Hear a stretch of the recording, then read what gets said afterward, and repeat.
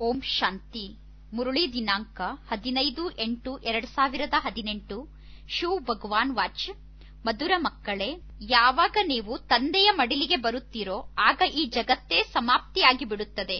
ನಿಮ್ಮ ಮುಂದಿನ ಜನ್ಮ ಹೊಸ ಜಗತ್ತಿನಲ್ಲಿ ನೀವು ಪ್ರಾಪ್ತಿ ಮಾಡಿಕೊಳ್ಳುತ್ತೀರಾ.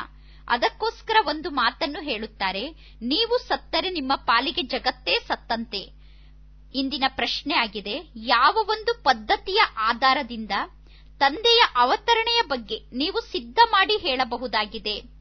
ತಂದೆ ಈ ಸೃಷ್ಟಿಗೆ ಅವತರಿತ ಆಗಿ ಬರುತ್ತಾರೆ ಅನ್ನುವ ಮಾತನ್ನು ಯಾವ ಆಧಾರದಿಂದ ನೀವು ಸಿದ್ಧ ಮಾಡಿ ಹೇಳಬಹುದು? ಯಾವ ಪದ್ಧತಿಯ ಆಧಾರದಿಂದ ನೀವು ಸಿದ್ಧ ಮಾಡಿ ತೋರಿಸಬಹುದು? ಉತ್ತರ, ಭಾರತದಲ್ಲಿ ಪ್ರತಿ ವರ್ಷ ಪಿತೃಗಳಿಗೆ ಊಟ ಮಾಡಿಸುವ ಪದ್ಧತಿ ನಡೆದುಕೊಂಡು ಬಂದಿದೆ. ಯಾರಾದರೂ ಬ್ರಾಹ್ಮಣರನ್ನು ಕರೆಸಿ ಆ ಬ್ರಾಹ್ಮಣರ ಆತ್ಮದಲ್ಲಿ ತಮ್ಮ ಸಂಬಂಧಿಗಳ ಆತ್ಮವನ್ನು ಕರೆಸುತ್ತಾರೆ. ನಂತರ ಆ ಸಂಬಂಧಿಗಳ ಆತ್ಮದ ಜೊತೆ ಮಾತನಾಡುತ್ತಾರೆ, ಅವರ ಇಚ್ಛೆಯನ್ನು ಕೇಳುತ್ತಾರೆ. ಈಗ ಶರೀರ ಅಂತೂ ಬರಲು ಸಾಧ್ಯ ಇಲ್ಲ, ಸಂಬಂಧಿಗಳ ಆತ್ಮ ಬರುತ್ತದೆ. ಈ ರೀತಿ ಆತ್ಮ ಬರುವುದು ನಾಟಕದಲ್ಲಿ ಫಿಕ್ಸ್ ಆಗಿದೆ. ಹೇಗೆ ಆ ಆತ್ಮ ಪ್ರವೇಶ ಮಾಡಲು ಸಾಧ್ಯವೋ ಅದೇ ರೀತಿ ಪರಮಾತ್ಮ ಕೂಡ ಈ ಸೃಷ್ಟಿಯಲ್ಲಿ ಅವತರಿತ ಆಗುತ್ತಾರೆ ಅನ್ನುವ ಮಾತನ್ನು ಮಕ್ಕಳಾದ ನೀವು ಸಿದ್ಧ ಮಾಡಿ ತಿಳಿಸಬಹುದಾಗಿದೆ. ಗೀತೆ, ಬದುಕಿದರೂ ನಿನ್ನ ಮಡಿಲಿನಲ್ಲಿ, ಸತ್ತರೂ ನಿನ್ನ ಮಡಿಲಿನಲ್ಲಿ. ಓಂ ಶಾಂತಿ. ಇದೇನು ಗಾಯನ ಇದೆ, ಇದು ಈ ಸಮಯದ ಗಾಯನ ಆಗಿದೆ. ಈ ಗಾಯನವನ್ನು ಭಕ್ತಿ ಮಾರ್ಗದಲ್ಲಿ ನಂತರ ಹಾಡುತ್ತಾ ಬರುತ್ತಾರೆ. ಭಕ್ತಿಯಲ್ಲಿ ಇದೇ ಗಾಯನ ನಡೆಯುತ್ತಾ ಬರುತ್ತದೆ. ಈ ಸಮಯದಲ್ಲಿ ನೀವು ತಂದೆಯ ಬಳಿ ಬದುಕಿರುವಾಗಲೇ ಜಗತ್ತಿನಿಂದ ಸತ್ತು ತಂದೆಯ ಮಕ್ಕಳಾಗಿದ್ದೀರಾ. ಈಗ ಅವಶ್ಯವಾಗಿ ಇಡೀ ಜಗತ್ತೇ ಸಮಾಪ್ತಿಯಾಗುತ್ತದೆ. ಅಜ್ಞಾನ ಕಾಲದಲ್ಲಿ ಯಾವಾಗ ಮನುಷ್ಯರು ಸಾಯುತ್ತಾರೆ ಅವರು ಇದೇ ಜಗತ್ತಿನಲ್ಲೇ ಪುನರ್ಜನ್ಮ ಪಡೆದುಕೊಳ್ಳುತ್ತಾರೆ. ಜಗತ್ತಂತೂ ಸ್ಥಿರವಾಗಿ ಇದೇ ಇರುತ್ತದೆ. ಒಂದು ಮಾತನ್ನು ಹೇಳುತ್ತಾರೆ, ನೀವು ಸತ್ತರೆ ನಿಮ್ಮ ಪಾಲಿಗೆ ಜಗತ್ತೇ ಸತ್ತಂತೆ. ಆದರೆ ಯಾವುದೇ ಒಬ್ಬ ವ್ಯಕ್ತಿ ಸತ್ತ ತಕ್ಷಣ ಜಗತ್ತಿನ ವಿನಾಶ ಅಂತೂ ಆಗುವುದಿಲ್ಲ. ಅವರು ಪುನಃ ಪುನರ್ಜನ್ಮವನ್ನು ಇದೇ ಜಗತ್ತಿನಲ್ಲೇ ಪ್ರಾಪ್ತಿ ಮಾಡಿಕೊಳ್ಳಬೇಕಾಗುತ್ತದೆ. ನೀವು ಸಾಯುತ್ತೀರಾ. ಈಗ ಈ ಜಗತ್ತೂ ಕೂಡ ಸಮಾಪ್ತಿಯಾಗುತ್ತದೆ. ನಿಮಗೆ ಗೊತ್ತಿದೆ, ನಾವು ನಂತರ ಹೊಸ ಜಗತ್ತಿನಲ್ಲಿ ಜನ್ಮವನ್ನು ಪಡೆದುಕೊಳ್ಳುತ್ತೇವೆ. ಇದು ಕೇವಲ ಬ್ರಾಹ್ಮಣರಾದ ನಿಮಗೆ ಗೊತ್ತು. ನೀವೀಗ ಈಶ್ವರನ ಮಕ್ಕಳಾಗಿದ್ದೀರಾ. ಈಶ್ವರನ ಮಕ್ಕಳಾಗಿರುವ ಕಾರಣ ಸತ್ಯುಗದ ಜನ್ಮಸಿದ್ಧ ಅಧಿಕಾರ ನಿಮಗೆ ಸಿಗುತ್ತದೆ. ಸ್ವರ್ಗದ ರಾಜ್ಯಭಾಗ್ಯ ನಿಮಗೆ ಸಿಗುತ್ತದೆ. ನರಕದ ಅಂತ್ಯ ಆಗುತ್ತಾ ಇದೆ. ಇದರಲ್ಲಿ ಪರಿಶ್ರಮದ ಮಾತು ಏನೂ ಇಲ್ಲ. ಕೇವಲ ತಂದೆಯನ್ನು ನೆನಪು ಮಾಡಬೇಕಷ್ಟೇ. ಮನುಷ್ಯರು ಯಾವಾಗ ಸಾಯುವ ಕಂಡೀಷನ್ ಅಲ್ಲಿ ಇರುತ್ತಾರೋ ಆಗ ಅವರಿಗೆ ಹೇಳುತ್ತಾರೆ, ರಾಮ ರಾಮ ಎಂದು ಜಪ ಮಾಡಿ ಎಂದು. ನಂತರ ಸತ್ತಾಗ ಹೇಳುತ್ತಾರೆ, ಎಲ್ಲರೂ ರಾಮ ರಾಮ ಎಂದು ಕರೆಯಿರಿ ಎಂದು. ನಂತರ ಆ ಶವವನ್ನು ಮೇಲೆ ಎತ್ತುವ ಸಮಯದಲ್ಲಿ ಹೇಳುತ್ತಾರೆ, ರಾಮನಾಮವೇ ಸತ್ಯ ಆಗಿದೆ ಎಂದು. ಈಗ ಭಗವಂತನಿಗೆ ಕರೆಯುತ್ತಾರೆ ತಾನೆ ರಾಮನಾಮ ಸತ್ಯ ಎಂದು. ರಾಮನಾಮ ಸತ್ಯ ಆಗಿದೆ ಅಂದರೆ ಪರಂಪಿತ ಪರಮಾತ್ಮ ತಂದೆ ಸತ್ಯ ಆಗಿದ್ದಾರೆ. ಅವರ ಹೆಸರನ್ನೇ ತೆಗೆದುಕೊಳ್ಳಬೇಕು. ಮಾಲೆಯನ್ನು ಜಪ ಮಾಡುವಾಗಲೂ ಕೂಡ ರಾಮ ರಾಮ ಎಂದು ಹೇಳುತ್ತಾರೆ. ರಾಮ ರಾಮ ಎನ್ನುವ ಗುಂಗಿನಲ್ಲೇ ಮಾಲೆಯನ್ನು ಜಪ ಮಾಡುತ್ತಿರುತ್ತಾರೆ. ಆ ಒಂದು ಹೆಸರನ್ನು ಜಪ ಮಾಡುತ್ತಿರುತ್ತಾರೆ. ವಾದ್ಯಗಳು ಮೊಳಗಿದಂತೆ ಕೇವಲ ರಾಮನ ಹೆಸರನ್ನು ಮನಸ್ಸಿನಿಂದ ಬಾಯಿಂದ ಹೇಳುತ್ತಿರುತ್ತಾರೆ. ಈಗ ಮಕ್ಕಳಿಗೆ ತಂದೆ ತಿಳಿಸುತ್ತಿದ್ದಾರೆ, ನೀವೀಗ ಶಬ್ದವನ್ನು ಮಾಡಬಾರದು, ಜೋರಾಗಿ ಮಂತ್ರವನ್ನು ಹೇಳುವ ಅವಶ್ಯಕತೆ ಇಲ್ಲ. ಕೇವಲ ಬುದ್ಧಿಯಿಂದ ತಂದೆಯನ್ನು ನೆನಪು ಮಾಡಬೇಕು. ನಿಮಗೆ ಗೊತ್ತಿದೆ, ನಾವೀಗ ಜಗತ್ತಿನಲ್ಲಿ ಬದುಕಿರುವಾಗಲೇ ಈಶ್ವರನಿಗೆ ಮಡಿಲಿನ ಮಕ್ಕಳಾಗಿದ್ದೇವೆ. ನಾವು ಜಗತ್ತಿನಿಂದ ಸತ್ತು ಈಶ್ವರನ ಮಡಿಲಿಗೆ ಬಂದಿರುವ ಕಾರಣ ಈ ದುಃಖದ ಜಗತ್ತು ಈಗ ಸಮಾಪ್ತಿ ಆಗುತ್ತಾ ಇದೆ. ತಂದೆ ನಮ್ಮನ್ನು ತಮ್ಮ ಕೊರಳಿನ ಹಾರ ಮಾಡಿಕೊಳ್ಳುತ್ತಾರೆ. ನಾವೀಗ ಪರಮಾತ್ಮ ತಂದೆಯ ಕೊರಳಿನ ಹಾರ ಆಗುತ್ತಿದ್ದೇವೆ. ಗಾಯನ ಕೂಡ ಇದೆ ರುದ್ರಮಾಲೆ ಎಂದು. ರಾಮಮಾಲೆ ಎಂದು ಗಾಯನ ಮಾಡುವುದಿಲ್ಲ. ನೀವೀಗ ರುದ್ರಮಾಲೆಯಲ್ಲಿ ಪೋಣಿಸಲ್ಪಡುವುದಕ್ಕೋಸ್ಕರ ರುದ್ರಜ್ಞಾನ ಯಜ್ಞದಲ್ಲಿ ಕುಳಿತಿದ್ದೀರಾ. ಕಲ್ಪದ ಮೊದಲಿನಂತೆ ಈಗ ರುದ್ರಜ್ಞಾನ ಯಜ್ಞದಲ್ಲಿ ಇದ್ದೀರಾ. ಇದು ಬೇರೆ ಯಾವ ಸತ್ಸಂಗ ಅಲ್ಲ. ಬೇರೆ ಯಾವ ಸತ್ಸಂಗದಲ್ಲೂ ಯಾರೂ ಈ ರೀತಿ ತಿಳಿದುಕೊಳ್ಳುವುದಿಲ್ಲ, ನಾವು ಈಶ್ವರ ತಂದೆಯ ಕೊರಳಿನ ಮಾಲೆಯ ಮಣಿಯಾಗಿ ಪೋಣಿಸಲ್ಪಡುತ್ತೇವೆ ಎಂದು. ತಂದೆಯಿಂದ ಈಗ ಅವಶ್ಯವಾಗಿ ನಿಮಗೆ ಆಸ್ತಿ ಸಿಗುತ್ತದೆ. ತಂದೆ ಏನನ್ನು ಹೇಳುತ್ತಾರೆ ಮತ್ತು ತಂದೆ ಯಾರಿಗೆ ಹೇಳುತ್ತಿದ್ದಾರೆ? ಆತ್ಮರಿಗೆ ಹೇಳುತ್ತಿದ್ದಾರೆ. ಆತ್ಮದಲ್ಲೇ ಬುದ್ಧಿ ಇದೆ. ಬುದ್ಧಿಯಿಂದ ನೀವೀಗ ತಿಳಿದುಕೊಂಡಿದ್ದೀರಾ. ನಂತರ ಹೇಳುತ್ತೀರಾ. ಮೊದಲು ಸಂಕಲ್ಪ ಬರುತ್ತದೆ, ನಂತರ ಕರ್ಮೇಂದ್ರಿಯಗಳ ಮೂಲಕ ಕಾರ್ಯವನ್ನು ಮಾಡಲಾಗುತ್ತದೆ. ಅವಶ್ಯವಾಗಿ ನೀವೀಗ ತಂದೆಗೆ ಮಕ್ಕಳಾಗಿದ್ದೀರಾ. ಅಂದ ಮೇಲೆ ತಂದೆಯ ಮಕ್ಕಳಾಗೇ ನಾವಿರಬೇಕು. ಈ ಅಂತಿಮ ಜನ್ಮದಲ್ಲಿ ಪರಮಾತ್ಮ ತಂದೆ ಎಂದು ಕರೆಯುತ್ತೇವೆ. ಈಗ ಕೇಳಬೇಕಾಗಿದೆ, ಪರಮಾತ್ಮ ತಂದೆಯ ಜ್ಞಾನ ನಿಮಗೆ ಗೊತ್ತಿದೆಯಾ ಎಂದು. ಎಲ್ಲರೂ ಪರಮಾತ್ಮ ತಂದೆ ಎಂದು ಕರೆಯುತ್ತಾರೆ. ಅವರನ್ನು ನೀವು ಕೇಳಬೇಕು, ಪರಮಾತ್ಮ ತಂದೆಯ ಬಗ್ಗೆ ನಿಮಗೆ ಜ್ಞಾನ ಗೊತ್ತಿದೆಯಾ ಎಂದು. ಆಗ ಅವರು ಹೇಳುತ್ತಾರೆ, ಪರಮಾತ್ಮ ತಂದೆ ಸರ್ವವ್ಯಾಪಿ ಎಂದು. ನೀವು ಹೇಳಬೇಕು, ಪರಂಪಿತ ಎಂದು ಹೇಳುತ್ತೀರಾ. ನಿಮ್ಮ ಆತ್ಮವೇ ಹೇಳುತ್ತದೆ ಪರಂಪಿತ. ಪಿತಾ ಸರ್ವವ್ಯಾಪಿ ಆಗಲು ಹೇಗೆ ಸಾಧ್ಯ ಎಂದು ಕೇಳಿ. ಮಕ್ಕಳಲ್ಲಿ ತಂದೆ ಬಂದು ಬಿಟ್ಟರೇನು? ತಂದೆಗೆ ಸರ್ವವ್ಯಾಪಿ ಎಂದು ಕರೆಯುವುದು ಸಂಪೂರ್ಣ ತಪ್ಪಾಗಿದೆ. ಈ ಮಾತನ್ನು ಚೆನ್ನಾಗಿ ತಿಳಿದುಕೊಂಡು ನಂತರ ಅನ್ಯರಿಗೆ ತಿಳಿಸಬೇಕು. ರುದ್ರಜ್ಞಾನ ಯಜ್ಞ ಬಹಳ ಪ್ರಸಿದ್ಧ ಆಗಿದೆ. ರುದ್ರ ಅಂದರೆ ನಿರಾಕಾರ, ಕೃಷ್ಣ ಅಂತೂ ಸಾಕಾರದಲ್ಲಿ ಇದ್ದಾರೆ. ಕೊನೆಗೂ ಭಗವಂತ ಎಂದು ಯಾರಿಗೆ ಕರೆಯುವುದು? ಕೃಷ್ಣನಿಗೆ ಭಗವಂತ ಎಂದು ಕರೆಯಲು ಸಾಧ್ಯ ಇಲ್ಲ. ಮನುಷ್ಯರಂತೂ ಬಹಳಷ್ಟು ಮುಗ್ಧ ಆಗಿದ್ದಾರೆ. ಹೇಳುತ್ತಾರೆ ಪರಮಾತ್ಮ ತಂದೆ ಸರ್ವವ್ಯಾಪಿ ಎಂದು. ಪರಮಾತ್ಮ ತಂದೆ ಸರ್ವವ್ಯಾಪಿ ಅಲ್ಲ. ತಂದೆಗೆ ಇರುವುದಕ್ಕೋಸ್ಕರ ತಮ್ಮದೇ ಆದ ಮನೆ ಇದೆ. ಪರಮಾತ್ಮ ತಂದೆ ತಮ್ಮ ಮನೆಯಲ್ಲಿ ಇರುತ್ತಾರೆ, ಇನ್ನೆಲ್ಲಿ ಇರಲು ಸಾಧ್ಯ? ಈಗ ಪರಮಾತ್ಮ ತಂದೆ ಬೇಹದ್ದಿನ ಮನೆ ಆದಂತಹ ಈ ಸೃಷ್ಟಿಗೆ ಬಂದಿದ್ದಾರೆ. ಈ ಬ್ರಹ್ಮನ ತನುವಿನಲ್ಲಿ ವಿರಾಜಮಾನ ಆಗಿದ್ದಾರೆ. ಹೇಳುತ್ತಾರೆ, ನಾನು ಈ ಶರೀರದಲ್ಲಿ ಪ್ರವೇಶ ಮಾಡಿದ್ದೇನೆ. ಹೇಗೆ ಬ್ರಾಹ್ಮಣರಲ್ಲಿ ಪಿತೃಗಳನ್ನು ಕರೆಸುತ್ತಾರೆ ತಿಳಿದುಕೊಳ್ಳಿ. ಯಾರದ್ದೋ ತಂದೆಯ ತಿಥಿ ಇದೆ, ಆ ತಂದೆಯ ಆತ್ಮವನ್ನು ಕರೆಸುತ್ತಾರೆ, ಅವರಿಗೆ ಊಟ ಮಾಡಿಸುತ್ತಾರೆ. ಹೇಳುತ್ತಾರೆ, ಇವರ ಶರೀರದಲ್ಲಿ ನಮ್ಮ ತಂದೆಯ ಆತ್ಮ ಬಂದಿದೆ. ಆ ತಂದೆ ಕೂಡ ಹೇಳುತ್ತಾರೆ, ನಾನು ಪ್ರವೇಶ ಮಾಡಿದ್ದೇನೆ, ಏನಾದರೂ ಕೇಳುವುದಿದ್ದರೆ ಕೇಳಿ ಎಂದು. ಮೊದಲು ಪಿತೃಗಳನ್ನು ಕರೆಸುವಂತಹ ಪದ್ಧತಿ ಭಾರತದಲ್ಲಿ ಬಹಳ ಪ್ರಸಿದ್ಧ ಇತ್ತು. ಪಿತೃಗಳ ಆತ್ಮ ಇರುತ್ತದೆ ತಾನೆ, ಆ ಆತ್ಮ ಬರುತ್ತದೆ. ಆ ಪಿತೃಗಳಿಗೆ ಅಂದರೆ ಆತ್ಮರಿಗೆ ಊಟ ಮಾಡಿಸುತ್ತಾರೆ. ಹೇಳುತ್ತಾರೆ, ಇಂದು ನಮ್ಮ ಅಜ್ಜನ ತಿಥಿ ಎಂದು, ಇವತ್ತು ಇಂಥವರ ತಿಥಿ ಎಂದು ಹೇಳುತ್ತಾರೆ. ಆ ಆತ್ಮವನ್ನು ಕರೆಸುತ್ತಾರೆ, ಅವರಿಗೆ ಊಟ ಮಾಡಿಸುತ್ತಾರೆ. ತಿಳಿದುಕೊಳ್ಳಿ, ಯಾರಿಗಾದರೂ ತಮ್ಮ ಪತ್ನಿಯ ಬಗ್ಗೆ ಬಹಳಷ್ಟು ಪ್ರೀತಿ ಇತ್ತು ಎಂದರೆ, ಆ ಪತ್ನಿ ಶರೀರ ಬಿಟ್ಟು ಬಿಟ್ಟಿದ್ದರೆ ಆ ಆತ್ಮವನ್ನು ಕರೆಸುತ್ತಾರೆ. ಹೇಳುತ್ತಾರೆ, ನನ್ನ ಪತ್ನಿಗೆ ವಜ್ರದ ಮೂಗುತಿಯನ್ನು ಹಾಕುತ್ತೇನೆ ಎಂದು ಪ್ರತಿಜ್ಞೆ ಮಾಡಿದ್ದೆ. ಈಗ ಬ್ರಾಹ್ಮಣರನ್ನು ಕರೆಸಿ ಅವರಿಗೆ ವಜ್ರದ ಮೂಗುತಿಯನ್ನು ಕೊಡುತ್ತಾರೆ. ಆತ್ಮವನ್ನೇ ಕರೆಸುತ್ತಾರೆ ತಾನೆ, ಶರೀರ ಅಂತೂ ಬರುವುದಿಲ್ಲ. ಈ ಪದ್ಧತಿ ಭಾರತದಲ್ಲೇ ನಡೆಯುತ್ತದೆ. ಹೇಗೆ ನೀವು ಸೂಕ್ಷ್ಮವತನಕ್ಕೆ ಹೋಗುತ್ತೀರಾ, ಯಾರಾದರೂ ಸತ್ತಾಗ ಅವರಿಗೆ ನೀವು ಭೋಗವನ್ನು ಇಡುತ್ತೀರಾ, ಸೂಕ್ಷ್ಮವತನಕ್ಕೆ ನೈವೇದ್ಯವನ್ನು ತೆಗೆದುಕೊಂಡು ಹೋಗುತ್ತೀರಾ. ಸೂಕ್ಷ್ಮವತನದಲ್ಲಿ ಆ ಆತ್ಮ ಬರುತ್ತದೆ. ಇದಂತೂ ಸಂಪೂರ್ಣ ಹೊಸ ಮಾತಾಗಿದೆ. ಎಲ್ಲಿಯವರೆಗೂ ಜ್ಞಾನ ಚೆನ್ನಾಗಿ ಅರ್ಥ ಆಗುವುದಿಲ್ಲವೋ ಅಲ್ಲಿಯವರೆಗೂ ಮನುಷ್ಯರಿಗೆ ಸಂಶಯ ಬರುತ್ತದೆ, ಇವರು ಏನು ಮಾಡುತ್ತಿದ್ದಾರೆ ಎಂದು. ಬ್ರಾಹ್ಮಣರ ರೀತಿ ಪದ್ಧತಿ ನೋಡಿ ಹೇಗಿದೆ. ಈಗ ಮಂದಿರದಲ್ಲೂ ಕೂಡ ಅವರು ಯಾವುದೋ ಆತ್ಮದ ಹೆಸರಿನಲ್ಲಿ ನೈವೇದ್ಯ ಮಾಡುತ್ತಾರೆ. ಪಿತೃಗಳಿಗೆ ಭೋಗವನ್ನು ಊಟ ಮಾಡಿಸುತ್ತಾರೆ, ನೈವೇದ್ಯವನ್ನು ತಿನ್ನಿಸುತ್ತಾರೆ. ಗುರು ನಾನಕ್ ಅವರ ಆತ್ಮಕ್ಕೆ ಭೋಗವನ್ನು ತಿನ್ನಿಸುತ್ತಾರೆ, ಆ ಆತ್ಮವನ್ನು ಕರೆಸುತ್ತಾರೆ. ಈಗ ಆ ಆತ್ಮ ಎಲ್ಲಿದೆ ಅನ್ನುವ ಮಾತಿನ ಬಗ್ಗೆ ಯಾರಿಗೂ ಗೊತ್ತಿಲ್ಲ, ಅವರು ತಿಳಿದುಕೊಂಡಿಲ್ಲ. ಈಗ ನಿಮಗೆ ಗೊತ್ತಿದೆ. ಯಾರೆಲ್ಲ ಧರ್ಮ ಸ್ಥಾಪನೆ ಮಾಡುವುದಕ್ಕೋಸ್ಕರ ಬಂದಿದ್ದರೋ, ಧರ್ಮ ಸ್ಥಾಪನೆ ಮಾಡಿದ್ದರೋ, ಈಗ ಆ ಆತ್ಮ ಕೂಡ ಇಲ್ಲೇ ಇದೆ.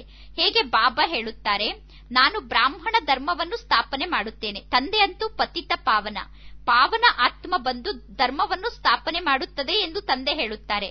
ಆದರೆ ಪಾವನ ಆತ್ಮ ಏನು ಮೇಲಿಂದ ಬರುತ್ತದೆಯೋ, ನಂತರ ಆ ಆತ್ಮ ಸತೋ ಪ್ರಧಾನ ಇದ್ದಿದ್ದು ಸತೋ ರಜೋ ತಮೋ ಆಗಲೇಬೇಕು. ಈ ಸಮಯದಲ್ಲಿ ಎಲ್ಲರೂ ಸ್ಮಶಾನವಾಸಿಯಾಗಿದ್ದಾರೆ, ಎಲ್ಲ ಆತ್ಮರೂ ಸ್ಮಶಾನವಾಸಿಯಾಗಿದ್ದಾರೆ. ಬಾಬಾ ಹೇಳುತ್ತಾರೆ, ನಾನು ಪತಿತ ಪಾವನ, ನಾನೆಂದೂ ಸ್ಮಶಾನವಾಸಿ ಆಗುವುದಿಲ್ಲ. ಮನುಷ್ಯರನ್ನು ಪತಿತ ಪಾವನರು ಎಂದು ಕರೆಯಲು ಸಾಧ್ಯ ಇಲ್ಲ. ಪತಿತ ಪಾವನ ಅಂದರೆ ಇಡೀ ಸೃಷ್ಟಿಯ ಪತಿತ ಪಾವನ. ಪತಿತ ಜಗತ್ತನ್ನು ಪಾವನ ಮಾಡುವಂತವರು ಒಬ್ಬ ತಂದೆ. ಒಬ್ಬ ತಂದೆಯನ್ನು ಬಿಟ್ಟು ಬೇರೆ ಯಾರೂ ಪಾವನ ಮಾಡಲು ಸಾಧ್ಯ ಇಲ್ಲ. ಉಳಿದವರೆಲ್ಲ ತಮ್ಮ ತಮ್ಮ ಧರ್ಮವನ್ನು ಸ್ಥಾಪನೆ ಮಾಡಲು ಬರುತ್ತಾರೆ. ಕ್ರಿಶ್ಚಿಯನ್ ಧರ್ಮದ ವೃಕ್ಷ ಕೂಡ ಇದೆ ತಾನೆ. ಮೊದಲು ಏಸು ಕ್ರಿಸ್ತ ಬಂದರು, ಅವರ ಹಿಂದೆ ಅವರ ಧರ್ಮದ ಆತ್ಮರು ಬರುತ್ತಾರೆ, ನಂತರ ವೃದ್ಧಿ ಆಗುತ್ತಾ ಹೋಗುತ್ತದೆ. ಅವರೇನು ಪತಿತರನ್ನು ಪಾವನ ಮಾಡುವುದಿಲ್ಲ. ಏಸು ಕ್ರಿಸ್ತ ಪತಿತರನ್ನು ಪಾವನ ಮಾಡುವುದಿಲ್ಲ. ನಂಬರ್ ವಾರಾಗಿ ಆ ಧರ್ಮದ ಆತ್ಮರ ಸಂಖ್ಯೆ ಜಾಸ್ತಿ ಆಗುತ್ತಾ ಹೋಗುತ್ತದೆ. ಪತಿತ ಪಾವನ ಈ ಸಮಯದಲ್ಲೇ ಬೇಕು, ಏಕೆಂದರೆ ಈಗ ಎಲ್ಲರೂ ಸ್ಮಶಾನವಾಸಿಯಾಗಿದ್ದಾರೆ. ಎಲ್ಲರನ್ನೂ ಪಾವನ ಮಾಡುವಂತವರು ಒಬ್ಬ ತಂದೆ ಆಗಿದ್ದಾರೆ. ಈಗ ನಿಮಗೆ ಗೊತ್ತಿದೆ, ಅವಶ್ಯವಾಗಿ ಈಗ ಇಡೀ ಜಗತ್ತು ಜಡ್ಜಡೀಭೂತ ಸ್ಥಿತಿಯಲ್ಲಿದೆ. ಆಲದ ಮರದ ಉದಾಹರಣೆಯನ್ನು ಕೊಡಲಾಗುತ್ತದೆ. ಎಷ್ಟು ದೊಡ್ಡ ವೃಕ್ಷ, ಇದರ ಫೌಂಡೇಶನ್ ಈಗ ಇಲ್ಲ. ರಂಬೆ ಕೊಂಬೆಗಳ ಮೇಲೆ ವೃಕ್ಷ ನಿಂತಿದೆ. ಇದು ವೃಕ್ಷ ಆಗಿದೆ. ದೇವಿ ದೇವತಾ ಧರ್ಮದ ಫೌಂಡೇಶನ್ ಏನಿತ್ತು, ಈಗ ಆ ಫೌಂಡೇಶನ್ ಮಾಯ ಆಗಿಬಿಟ್ಟಿದೆ. ಉಳಿದ ಎಲ್ಲಾ ಧರ್ಮಗಳು ಎನ್ನುವ ರಂಬೆ ಕೊಂಬೆ ಇದೆ, ಬೀಜ ಇದೆ. ಈಗ ಪುನಃ ಸ್ಥಾಪನೆಯನ್ನು ಮಾಡಬೇಕು ತಾನೆ. ತಂದೆ ಹೇಳುತ್ತಾರೆ, ಈಗ ನಾನು ಪುನಃ ಬಂದು ದೇವತಾ ಧರ್ಮವನ್ನು ಸ್ಥಾಪನೆ ಮಾಡುತ್ತಿದ್ದೇನೆ. ಬ್ರಹ್ಮನ ಮೂಲಕ ಸ್ಥಾಪನೆ, ಶಂಕರನ ಮೂಲಕ ವಿನಾಶ. ಅವಶ್ಯವಾಗಿ ಅನೇಕ ಧರ್ಮದ ವಿನಾಶ ಆಗಿತ್ತು. ಮಹಾಭಾರತದ ಯುದ್ಧದ ಸಮಯದಲ್ಲಿ ರಾಜಯೋಗವನ್ನು ಕಲಿಸಿದ್ದರು ಎಂದು ಹೇಳುತ್ತಾರೆ. ನಂತರ ರಾಜಧಾನಿ ಸ್ಥಾಪನೆ ಆಗಿತ್ತು ಎಂದು ಹೇಳುತ್ತಾರೆ. ಈಗ ನಿಮಗೆ ಗೊತ್ತಿದೆ, ನಾವು ತಂದೆಯ ಬಳಿ ಹೋಗುತ್ತೇವೆ, ನಂತರ ಹೊಸ ಜಗತ್ತಿಗೆ ಬರುತ್ತೇವೆ, ನಂತರ ವೃಕ್ಷ ವೃದ್ಧಿಯಾಗುತ್ತಾ ಹೋಗುತ್ತದೆ. ದೇವಿ ದೇವತಾ ಧರ್ಮ ಮೊದಲು ಇತ್ತು, ಈಗ ದೇವತಾ ಧರ್ಮ ಪ್ರಾಯಲೋಪ ಆಗಿದೆ. ತಂದೆ ಹೇಳುತ್ತಾರೆ, ನಾನು ಬಂದು ಪುನಃ ಆದಿ ಸನಾತನ ದೇವಿ ದೇವತಾ ಧರ್ಮವನ್ನು ಸ್ಥಾಪನೆ ಮಾಡುತ್ತೇನೆ. ಭಾರತ ಏನು ಶ್ರೇಷ್ಠಾತಿ ಶ್ರೇಷ್ಠ ಆಗಿತ್ತು, ಈ ಶ್ರೇಷ್ಠ ಭಾರತಕ್ಕೆ ಈಗ ಗ್ರಹಣ ಹಿಡಿದಿದೆ. ಕಾಮಚಿತೆಯ ಮೇಲೆ ಕುಳಿತುಕೊಂಡಿರುವ ಕಾರಣ ಈ ಸಮಯದಲ್ಲಿ ಆತ್ಮ ಕಪ್ಪಾಗಿದೆ. ಈಗ ಪುನಃ ಜ್ಞಾನ ಚಿತೆಯ ಮೇಲೆ ಕುಳಿತುಕೊಳ್ಳುವುದರಿಂದ ನೀವು ಸುಂದರ ಆಗುತ್ತೀರಾ. ನೀವೀಗ ಕಪ್ಪಾಗಿ ಬಿಟ್ಟಿದ್ದೀರಾ. ತಂದೆ ಬಂದು ಕಪ್ಪಿರುವವರನ್ನು ಸುಂದರ ಮಾಡುತ್ತಿದ್ದಾರೆ. ಕಪ್ಪಿರುವವರನ್ನು ಸುಂದರ ಮಾಡುವಂತವರು ಪರಂಪಿತ ಪರಮಾತ್ಮ ಆಗಿದ್ದಾರೆ. ಈಗ ಅವರ ಶ್ರೀಮತ ನಿಮಗೆ ಸಿಗುತ್ತಾ ಇದೆ. ಪರಂಪಿತ ಪರಮಾತ್ಮನ ಆತ್ಮ ಸದಾ ಕಾಲಕ್ಕೂ ಪವಿತ್ರ ಸುಂದರ ಇದೆ. ಆತ್ಮದಲ್ಲೇ ಕಲ್ಮಶ ಸೇರಿಕೊಳ್ಳುತ್ತದೆ. ಚಿನ್ನದ ಉದಾಹರಣೆ ಹೇಳಲಾಗುತ್ತದೆ. ಚಿನ್ನದಲ್ಲಿ ಕಲ್ಮಶವನ್ನು ಸೇರಿಸುತ್ತಾರೆ. ಈಗ ನಿಮಗೆ ಗೊತ್ತಿದೆ, ಈ ಹಳೆಯ ಜಗತ್ತಿನ ವಿನಾಶ ಆಗಲೇಬೇಕು. ಎಲ್ಲರಿಗೂ ಸಾವು ಬರಲೇಬೇಕು. ನಂತರ ನೀವು ಸಾಯುವ ಸಮಯದಲ್ಲಿ ನಿಮಗೆ ಯಾರೂ ಕೂಡ ರಾಮ ರಾಮ ಎಂದು ಕರೆಯಿರಿ ಎಂದು ಹೇಳುವವರು, ಸತ್ತಾಗ ರಾಮ ರಾಮ ಎಂದು ಕರೆಯುವವರು ಯಾರೂ ಉಳಿಯುವುದಿಲ್ಲ. ಈಗ ನೋಡಿ, ನೆಹರು ಸತ್ತರು, ಅವರ ಬೂದಿಯನ್ನು ಎಲ್ಲಾ ಕಡೆ ಹಾಕಲಾಯಿತು. ತಿಳಿದುಕೊಂಡರು, ನೆಹರುವಿನ ಅಸ್ಥಿಯ ಬೂದಿಯನ್ನು ಹಾಕುವುದರಿಂದ ಭೂಮಿಗೆ ಒಳ್ಳೆ ಗೊಬ್ಬರ ಸಿಗುತ್ತದೆ ಎಂದು. ವೃಕ್ಷದಲ್ಲಿ ಕೀಟಗಳು ಸೇರಿಕೊಂಡಾಗ ವೃಕ್ಷಕ್ಕೂ ಕೂಡ ಬೂದಿಯನ್ನು ಹಾಕುತ್ತಾರೆ. ಈಗ ಇಡೀ ಪೃಥ್ವಿಗೆ ಎಷ್ಟೊಂದು ಬೂದಿ ಸಿಗುತ್ತದೆ ಅಂದರೆ, ಎಷ್ಟೆಲ್ಲಾ ವ್ಯಕ್ತಿಗಳ ಶವದ ಸಂಸ್ಕಾರ ಆಗಿರುವಂತಹ ಬೂದಿ ಸಿಗುತ್ತದೆ. ಅಂದರೆ ದೊಡ್ಡ ದೊಡ್ಡ ಸನ್ಯಾಸಿಗಳು ಮಹಾತ್ಮರು ಸತ್ತಾಗ ಅವರ ಬೂದಿಯನ್ನು ಈ ರೀತಿ ಹಾಕುವುದಿಲ್ಲ, ಏಕೆಂದರೆ ಸನ್ಯಾಸಿಗಳು ಬಹಳ ಉತ್ತಮ ಎಂದು ತಿಳಿದುಕೊಂಡಿದ್ದಾರೆ. ಈಗ ಇನ್ನೂ ಎಷ್ಟೊಂದು ಜನ ಸಾಯುತ್ತಾರೆ. ಎಲ್ಲಾ ಸತ್ತ ಆತ್ಮರ ಶರೀರದ ಕಲ್ಮಶ ಅದು ಗೊಬ್ಬರ ಆಗಿ ಭೂಮಿಗೆ ಸಿಗುತ್ತದೆ.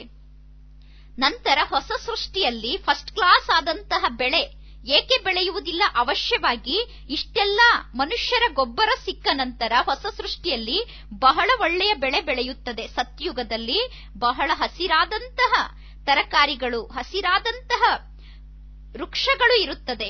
ಈ ಹಳೆಯ ಸೃಷ್ಟಿಯನ್ನು ಹೊಸದನ್ನಾಗಿ ಮಾಡಲು ಸಮಯ ಅಂತೂ ಬೇಕು ತಾನೆ. ನೀವು ಸೂಕ್ಷ್ಮ ವತನಕ್ಕೆ ಹೋಗುತ್ತೀರಾ, ಅಲ್ಲಿ ಎಷ್ಟು ಒಳ್ಳೊಳ್ಳೆ ಹೂಗಳನ್ನು ನೋಡುತ್ತೀರಾ. ಶೂಬಿ ರಸವನ್ನು ಅಲ್ಲಿ ಕುಡಿಸುತ್ತಾರೆ. ನೀವು ವಿಚಾರ ಮಾಡಿ, ಅಷ್ಟು ಸುಂದರವಾದ ಹೂವು, ಅಷ್ಟು ಒಳ್ಳೆಯ ಶೂಬಿ ರಸವನ್ನು ನೀವು ಕುಡಿಯಬೇಕು ಅಂದರೆ ಎಷ್ಟೊಂದು ಗೊಬ್ಬರ ಭೂಮಿಗೆ ಸಿಕ್ಕಿರಬೇಕು. ಅದು ಕೂಡ ಕಾಸಾಗಿ ಭಾರತಕ್ಕೆ ಬಹಳಷ್ಟು ಗೊಬ್ಬರ ಸಿಕ್ಕಿರುತ್ತದೆ. ಒಳ್ಳೊಳ್ಳೆ ವಸ್ತುಗಳು ಭಾರತದಲ್ಲೇ ಹುಟ್ಟುತ್ತದೆ. ಹೊಸ ಜಗತ್ತಿಗೋಸ್ಕರ ಒಳ್ಳೆಯ ವಸ್ತುಗಳು ಭಾರತದಲ್ಲಿ ತಯಾರಾಗುತ್ತದೆ. ಈ ರೀತಿ ಕಲ್ಮಶ ಸೇರಿ ಇಡೀ ಜಗತ್ತೇ ಹೊಸದಾಗಿ ಬಿಡುತ್ತದೆ. ಸೂಕ್ಷ್ಮ ವತನದಲ್ಲಿ ನೀವು ವೈಕುಂಠದ ಶೂಬಿ ರಸವನ್ನು ಕುಡಿಯುತ್ತೀರಾ.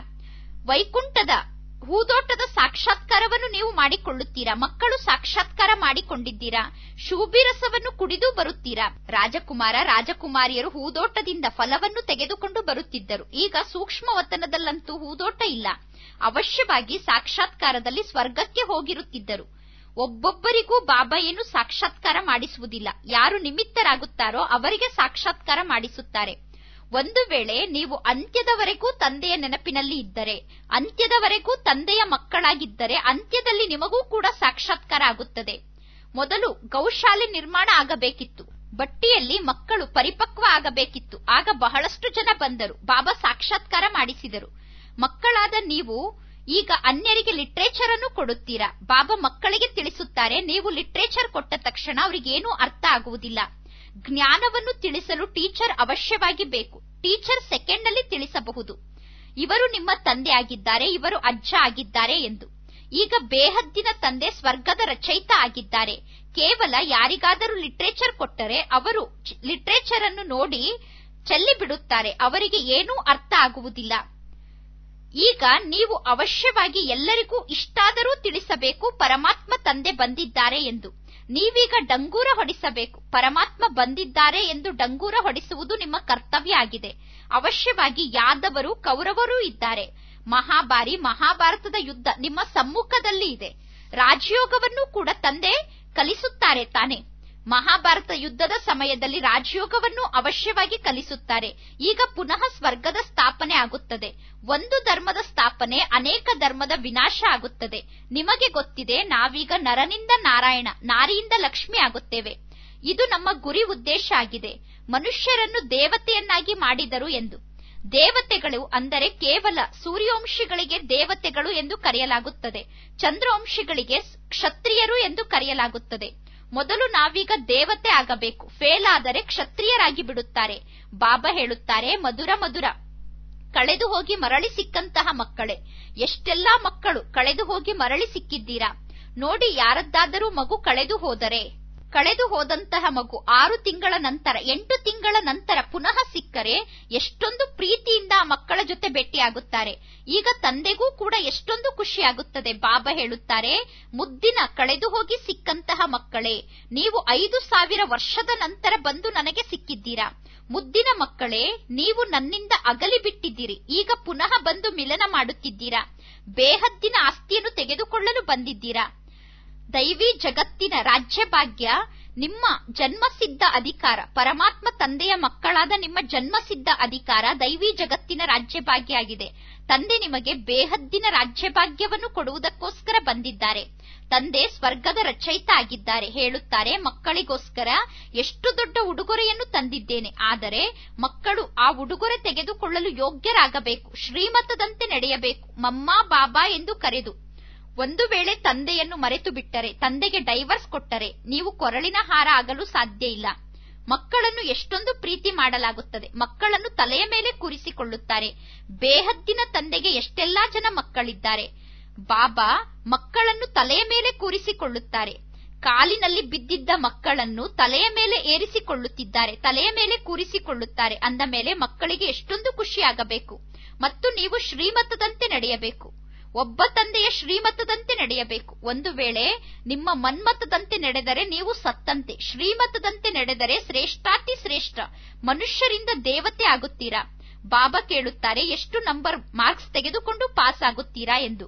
ಬಾಬಾ ಸ್ವಯಂ ಹೇಳುತ್ತಾರೆ, ಸೂರ್ಯವಂಶಿ ಆಗುವುದಕ್ಕೋಸ್ಕರ ಮಮ್ಮಾ ಬಾಬಾರವರನ್ನೇ ಅನುಕರಣೆ ಮಾಡಿ. ಅನೇಕರನ್ನು ತಮ್ಮ ಸಮಾನ ಸ್ವದರ್ಶನ ಚಕ್ರಧಾರಿಯನ್ನಾಗಿ ಮಾಡಿಕೊಳ್ಳಿ.